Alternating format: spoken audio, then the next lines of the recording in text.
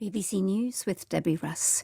Ukraine says Russia has attacked the main television tower in the capital, Kyiv, leaving 5 people dead. A nearby memorial to the victims of the Nazi Holocaust was damaged and some broadcasts taken off air, but the tower is still standing.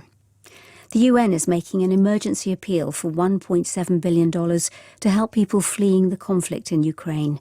Nearly 700,000 people, most of them women and children, are now known to have escaped to neighbouring countries in the West.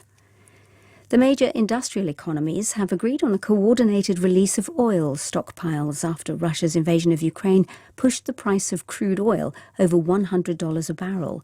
Half will come from the US Strategic Petroleum Reserve, with the rest from Europe and Asia.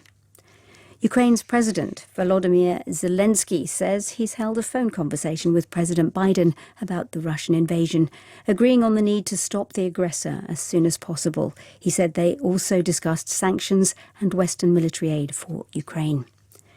The Ukrainian Foreign Minister Dmytro Kuleba says China, a key Russian ally, has offered to help mediate a ceasefire with Moscow. He said he had a constructive telephone discussion with his Chinese counterpart, Wang Yi.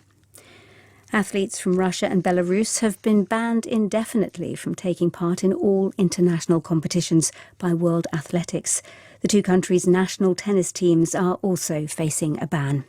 In other news, Libya's already fractious politics have been thrown into further disarray after the country's parliament approved a new government, despite the sitting administration still being in power. Analysts say there's concern about a return to conflict. The Mexican government says a dispute between drug lords led to the deaths of at least 17 people during a wake on Sunday. Said a local leader shot dead an old rival. BBC News.